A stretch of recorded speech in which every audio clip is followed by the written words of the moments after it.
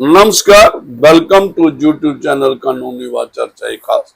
लेकिन आज कानून की ही बात होगी और मेरे साथ हैं डॉक्टर प्रवीण जोगरा जी। तो हम ये जो आज कानून की बात है, लेकिन इसके साथ साथ कुछ पब्लिक इंटरेस्ट और कुछ पब्लिक रिलेटेड जो हम इंफॉर्मेशन है वो देने जा रहे हैं। और वो जजमेंट्स जो हैं, दो जजमेंट्स हम जम्मू एंड कश्मीर और लद्दाख हाई कोर्ट के बारे में बात करेंगे और एक करेंगे जो एंटी डिफेक्शन लॉ, जी जो राघव चड्ढा एंड अदर्स जो मेंबर राज्यसभा के बारे में क्या एंटी डिफेक्शन लॉ में आते हैं या नहीं आते।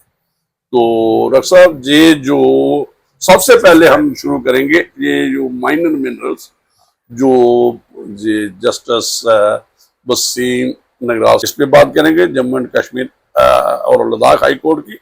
तो इसके बाद में आपने स्टडी की होगी ये जजमेंट, मैं आपके ही हवाले करता हूं कि आप ये बताएं इस जजमेंट का क्या जो पब्लिक इंटरेस्ट की बात भी है इसमें, और इसमें एक बैलेंस स्ट्रक किया है कि एक गवर्नमेंट का, क्योंकि पब्लिक जो डेमोक्रेसी में होती है तो पब्लिक मींस अगर गवर्नमेंट का इंटरेस्ट है तो पब्लिक का इंटरेस्ट बन जाता है। इंडिविजुअल इंटरेस्ट हमें कुछ सैक्रिफाई करने पड़ते हैं।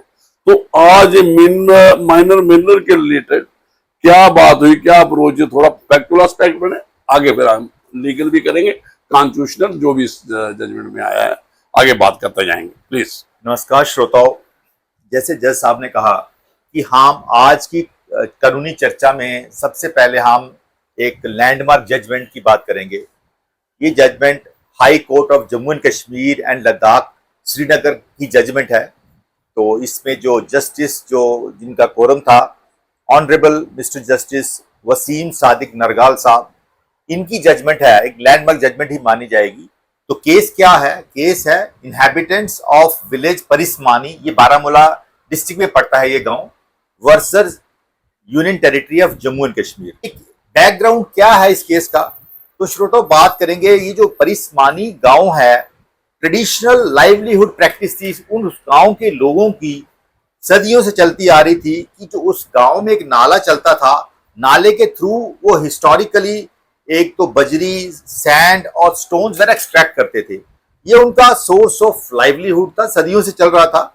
और इसके बाद गवर्नमेंट ने इसको थोड़ा सा पक्का भी कर दिया, रॉयल्टी लेके गवर्नमेंट को देते थे ये रॉयल्टी, और लीगल तरीके से ये ले भी ले रहे थे। लेकिन प्रॉब्लम आती है 2016 की।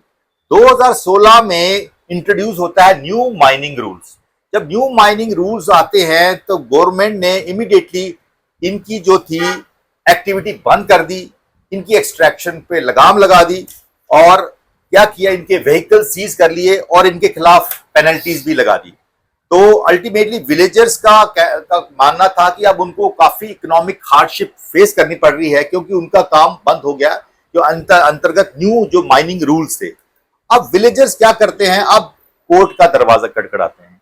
तो कोर्ट का दरवाजे में जाते हैं तो कोर्ट में ये कहते हैं कि हमें परमिशन दी जाए एक्सट्रैक्शन करने की लैंड से या नाला से, और गवर्नमेंट की जो हम रॉयल्टी देते थे हम दोबारा देंगे, हमें वो भी परमिशन दी जाए गवर्नमेंट को रॉयल्टी देने की, और हमें हरासमेंट से और पेनल्टी से प्रोटेक्शन दी जाए।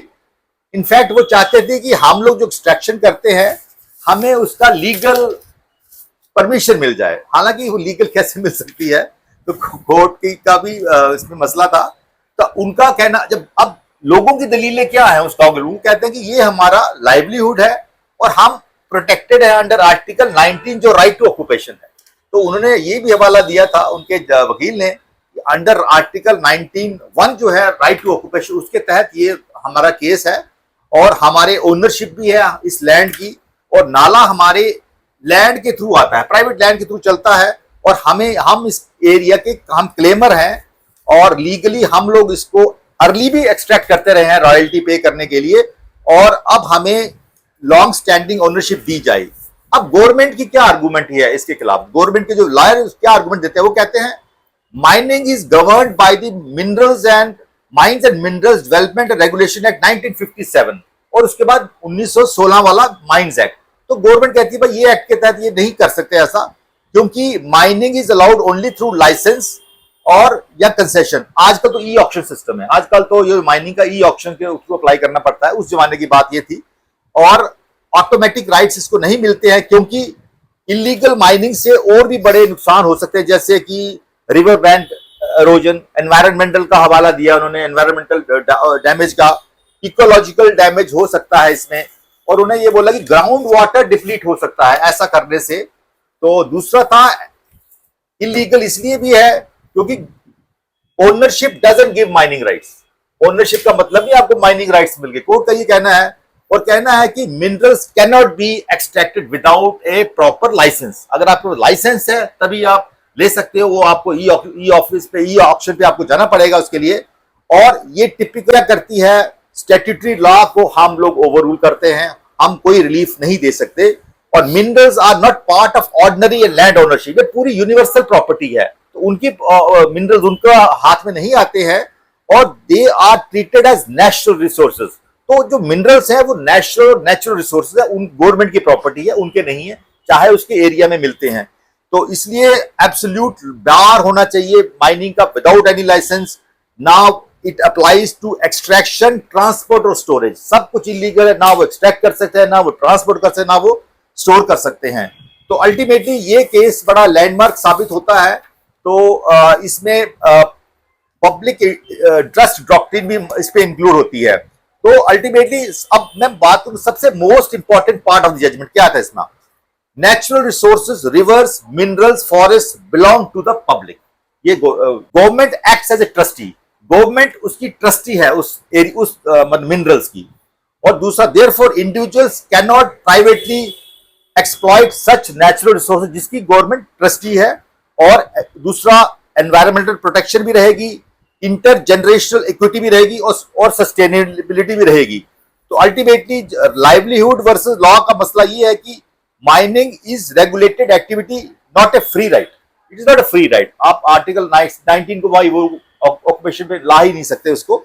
और लाइवलीहुड जो है can not justify legal activity. तो अल्टीमेटली पेइंग रॉयल्टी का मतलब कोई इंपॉर्टेंट नहीं है। It is not a permanent right कि आपको गवर्नमेंट देगी रॉयल्टी दे के आप ले सकते हो ऐसा। तो ultimately this is a historical judgement, automatic continuation है। और अल्टीमेटली ये जजमेंट, अल्टीमेटली ये बधाई दूंगा लैंडमार्क जजमेंट के लिए जज साहब को कि आप जो भी नाला रिवर जाता है उसमें से कुछ भी एक्सट्रैक्ट नहीं कर सकते हैं। तो डॉक्टर साहब आपने तो सारा ब्रीफ में समझो जो केस था, फैक्चुअल एस्पेक्ट भी बताया और लीगल एस्पेक्ट और कॉन्स्टिट्यूशनल दूसरा है। तो बिल्कुल जो आपने कहा वही बात है। मैंने बात की, एक तो होता है प्राइवेट इंटरेस्ट, ठीक है, एक विलेज में लोग थे, एक टाइम था उस वक्त वो एक्सट्रैक्ट करते थे वहां पे, ये क्या जो भी वहां पे मिनरल्स थे, बोल्डर्स थे, चाहे वो आगे किसी को आगे सेल करने के लिए देते थे, क्योंकि ये सारा कंस्ट्रक्शन मटेरियल में मोस्टली यूज होता है ये जो सारा। तो नेचुरली जो सोसाइटी हो गई है, ये जो अग्रेरियन सोसाइटी से अब इंडस्ट्रियलाइजेशन आ गई है, जो आपके अर्बनाइजेशन हो गई है, और जो पहले कच्चे मकान होते थे अब पक्का बनना शुरू हो गए हैं, तो इस मटेरियल की इंपॉर्टेंस बढ़ गई एज ए बिल्डिंग मटेरियल आप इसको कहोगे, जो आपके लिए जो कोई भी जो है आपने बेस बनाना है किसी बिल्डिंग का, जहाँ रूफ बनाना है, तो ये बिल्डिंग मटेरियल इस्तेमाल होता है। होता क्या था, बिल्कुल ठीक है जो उन्होंने बात की कि हम इसका यूज करते थे, और आपने जो बात की 19(1) की कि वे हमारा फंडामेंटल राइट है कि हम इस पे आगे इकट्ठा करके इसको इकट्ठा करके हम किसी दूसरे को बेच सकते हैं।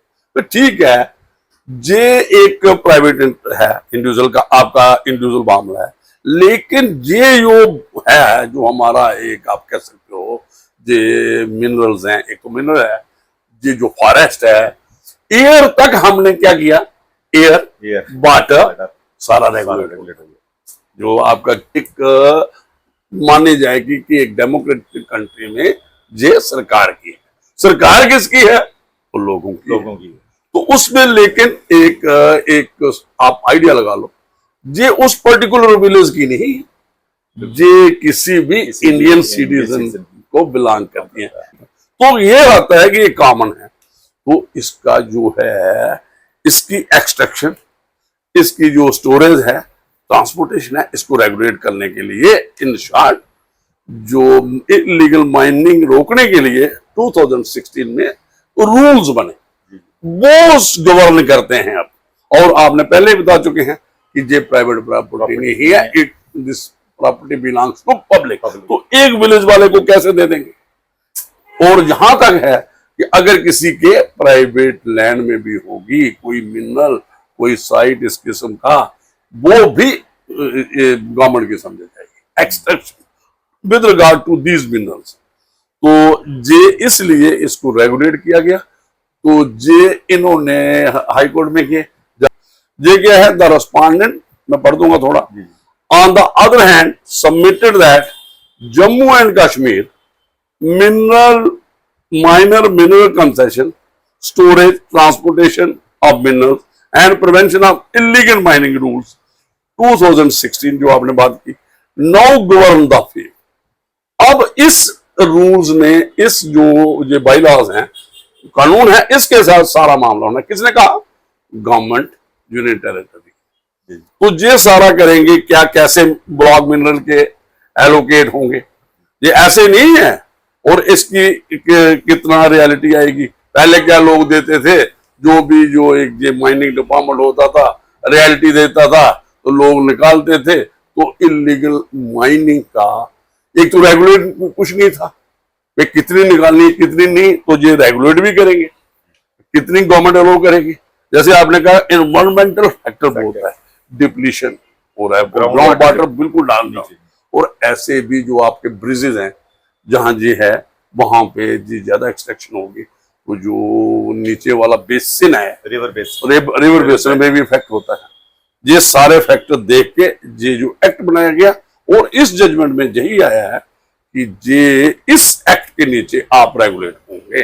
और private right with regard to, कोई भी प्राइवेट पर्सन है, किसी का राइट नहीं रहता है ये कोई इस माइनिंग को, जैसे इन्होंने डिमांड की, जो ये एक विलेज के लोग गए तो इनकी पिटीशन डिस्मिस हो गई।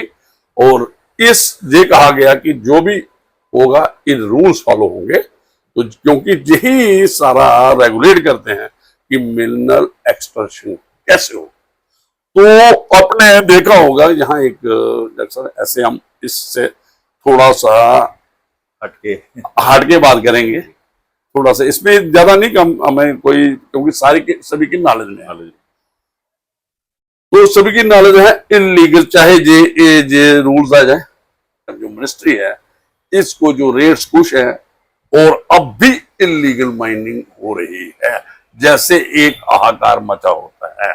अब भी जो अनस्क्रैपलेस लोग हैं, अब भी ये चाहे ब्लॉक आप लाल कर लो, कुछ भी कर लो, कुछ इलीगल माइनिंग जैसे इन्होंने लीगलाइज करने की कोशिश करी थी कि हमें एक मिल जाए ऑनरेबल हाई कोर्ट की एक हमें स्टैम्प मिल जाए और हमें एक राइट दे दें। तो लेकिन हर चीज रूल एंड रेगुलेशन से होती है। तो डॉक्टर साहब आपने इसके बारे में और कहना है तो सब आगे केस पे चलते हैं। अच्छा, नेक्स्ट करेंगे एंटी डिफेक्शन। तो इन शॉर्ट क्या हो गया इस केस का कि भाई जो रूल्स हैं 2016 के रिगार्डिंग माइन जमीन के नीचे कुछ भी है गवर्नमेंट का गवर्नमेंट के नीचे है, ऊपर है, कुछ भी है गवर्नमेंट में, चाहे किसी की प्राइवेट प्रॉपर्टी में, खासकर इस किस्म का ये भी है। और इसी के मुताबिक होगा जो ये आर्टिकल 19 जो एक पर्सनल इंटरेस्ट का हो चाहे ग्रुप है वो सबड्यू करेगा किसके नीचे, तो पब्लिक इंटरेस्ट होगा, गवर्नमेंट इंटरेस्ट, पब्लिक, क्योंकि हम डेमोक्रेटिक कंट्री। तो दूसरा सर पहले मैं कहता हूँ राघव चड्ढा की बात करें। क्या कहते हैं आप? क्या आपने सुना जो बात सुनी? मैंने भी इस पे काफी किया हुआ है। बात चर्चा करेंगे राघव चड्ढा केस के बारे में। ये अभी कुछ दिन पहले ही अप्रैल के मंथ में आपके राज्यसभा के लेजिस्लेचर राघव चड्ढा टोटल 7 और लेजिस्लेचर को लेके डिफेक्शन करके बीजेपी में ज्वाइन करते हैं अलमास, और राज्यसभा के जो चेयरमैन है उसको अंडर एंटी डिफेक्शन लॉ जो 10th शेड्यूल का है उसको एक्सेप्ट करते हैं। This is legal and they can join in the party legislature. तो इसमें आर्टिकल जो 10th शेड्यूल था हमारे कॉन्स्टिट्यूशन एंटी डिफेक्शन लॉ, उसके काफी जज साहब ने काफी उसके पॉइंट्स बनाए हैं। तो यहां पर इन्होंने ये पॉइंट लागू किया कि 10 लेजिस्लेचर थे आपके, उसमें से 7 ज्वाइन करते हैं, ये 2/3 बनते हैं, तो 2/3 जो है वो ज्वाइन कर सकते हैं और this is legal under anti defection law. अब बीजेपी की मेंबर्स की राज्यसभा में स्ट्रेंथ बढ़ गई है। और जब सब आप वो पॉइंट्स बताएं जो डिबेटेबल है, और कोई कुछ भी बता रहा है, कुछ भी बता रहा है, लेकिन जो मेन जो इसमें एंटी डिफेक्शन लॉ था कि कोई भी पार्टी जो है वो दूसरी पार्टी में मर्ज होनी चाहिए, लेकिन उसके और भी पॉइंट्स हैं, खाली उस पर आप बात नहीं कर सकते। जब तक पार्टी मर्ज नहीं होगी, एक पार्टी जैसे आप पार्टी है, तभी ये डिस्क्वालीफाई हो जाता है। ऐसा नहीं है, जैसे बाबा रोशनी डालने इसके बाद। तो ये जो इसमें मैंने पहले भी इस पे बात की है, और मुझे कुछ नहीं है, आई एम नॉट कंसर्न कि ये जो आप काम पॉलिटिकल बात नहीं कहेंगे, जहाँ पे सिर्फ कॉन्स्टिट्यूशनल के जो प्रोविजन है ना, जो एक इस वक्त लोग, ठीक है, पॉलिटिकल मोटिवेटेड बातें भी होती हैं, ये नरेटिव भी होते हैं, तो लेकिन अगर आप कॉन्स्टिट्यूशन की बात करें, और इसको रेगुलेट करता है कौन? 10th schedule. Anti defection law कहाँ मिलेगा आपको? 10th शेड्यूल में। इसके पैरा 8 हैं टोटल, तो ज्यादा इंपॉर्टेंट बाकी तो हैं। मैंने पैराग्राफ 4 को, जो आपने भी पहले बड़ा मैंने डिस्कस किया आपसे, तो हमने पैरा 4 को प्रेफरेंस देनी। पैरा 4 सारा क्लियर कर देगा कि ये क्या है, कैसे है। तो कोई आदमी अपने को कहे, एक लेजिस्लेचर राज्यसभा मेंबर है, स्टेट लेजिस्लेचर का है, यूनियन टेरिटरी की लेजिस्लेचर है, जहां हमारे लोकसभा की लेजिस्लेचर है, तो जहां राघव चड्ढा का है उसके साथ 6 लोग हैं। ये कह रहे हैं, मार्केट में है, पब्लिक डोमेन में कहते हैं कि हमारा वर्ड यूज करते हैं मर्जर हुआ है, और जो भी है कॉन्स्टिट्यूशनली हम मर्ज कर गए हैं। 7 आदमी, 2/3 मेजॉरिटी हमारे पास है लेजिस्लेचर की। तो जहां चर्चा दूसरी तरफ से मैं बात करूंगा, क्या है, उन्होंने कहा भाई आम आदमी पार्टी वहां पे है, वो तो मर्ज नहीं की, और ये बातें हो रही है कि आम आदमी पार्टी जब तक मर्ज नहीं करेगी एज ए ऑर्गेनाइजेशनल जो उसका स्ट्रक्चर है, किसमें? भारतीय जनता पार्टी में, तब तक ये पॉलिटिकल मर्जर नहीं माना जाएगा। ठीक है, दरअसल इसका मैं जवाब दूंगा आपको, बड़े इसी का हवाला देके। तो हम आज क्या कर रहे हैं, एंटी डिफेक्शन लॉ, ये तो लेजिस्लेचर की निस्बत है ना, ऑर्गेनाइजेशन से हमें ज्यादा कंसर्न नहीं है। लेकिन ऑर्गेनाइजेशन का अगर कोई कंसर्न या कोई इश्यू होता है, वो कौन डील करता है? वो इलेक्शन कमीशन।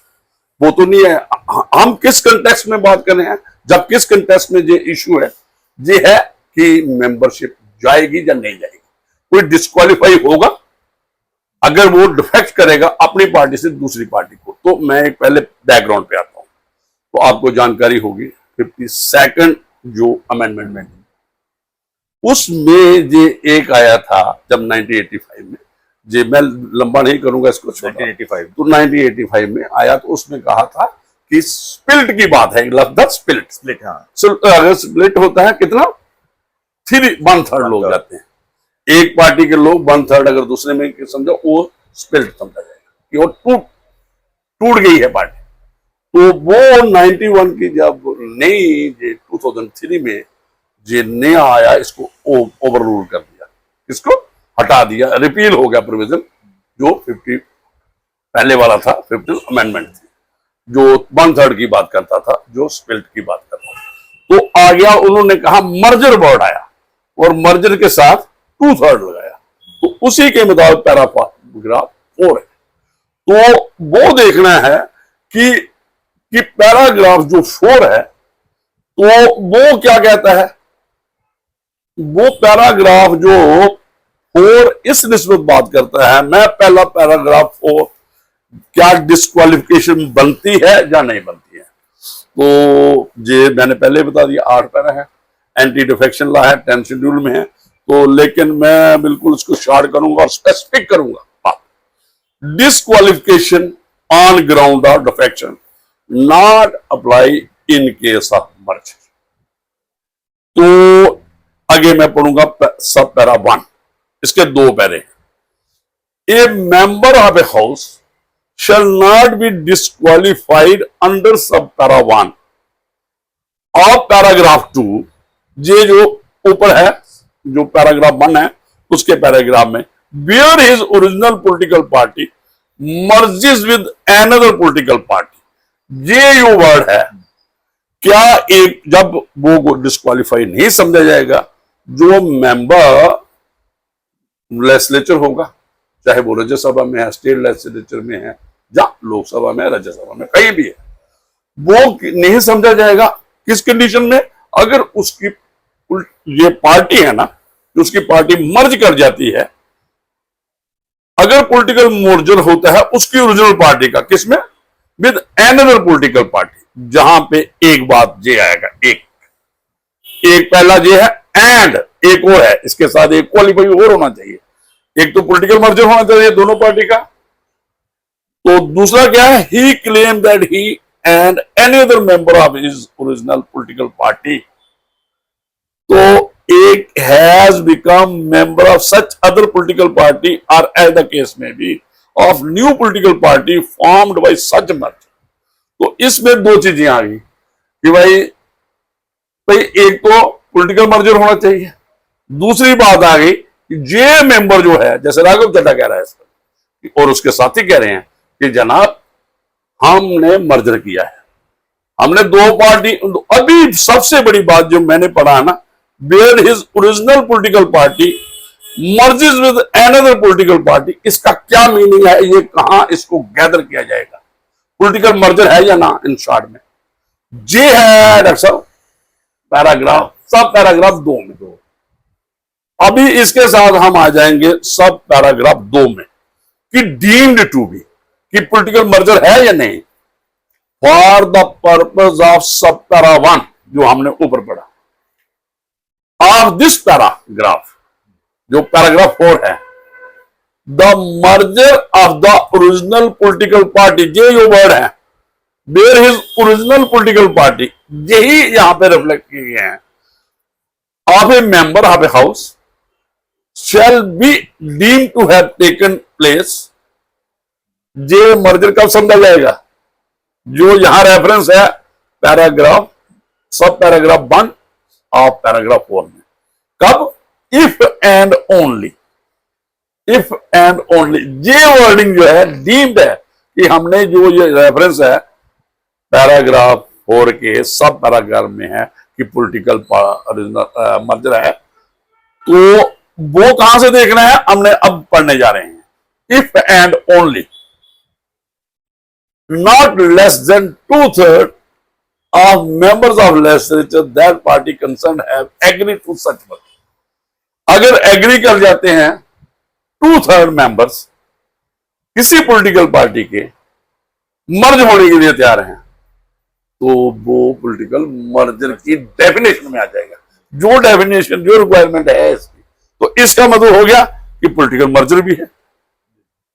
और दूसरी बात है, वो आदमी क्लेम कर सकता है कि भाई मेरी 2/3 जो एक मेंबर कह सकता है कोई भी 7 में से कि भाई मेरा 2/3 लोग हैं, 10 सारे हैं जो आम आदमी पार्टी के, और उसमें से 7 के हैं। तो डॉक्टर साहब अभी बताइए, जो मैंने बात की है, ये इसमें आप क्या कहना चाहते हैं? तो सब आपने जो बताया प्लीज, और लोगों को ये मिसकंसेप्शन था, खाली 2/3 मेजोरिटी काफी भी नहीं थी, क्योंकि उसमें काफी प्रॉब्लम्स ये थी कि पॉलिटिकल मर्जर, जैसे कंट्रोवर्शियल था कि वो कह रहे थे पॉलिटिकल मर्जर आप पार्टी का नहीं हुआ है, लेकिन यहाँ दिखाता है इसके पैराग्राफ 2 में कि सब पैराग्राफ में अगर 2/3 भी मर्जर होते हैं वो मर्जर ही माना जाएगा, वो भी मर्जर ही माना जाएगा। उनका जो ये पॉलिटिकल मर्जर का मीनिंग क्या है, जो एक में है वो 2 में है, क्योंकि आपने देखो 2/3 मेजोरिटी से पार्लियामेंट में कोई बिल पास होता है, 2/3 मर्जर जो है मींस माना ही जाएगा कि पॉलिटिकल मर्जर है,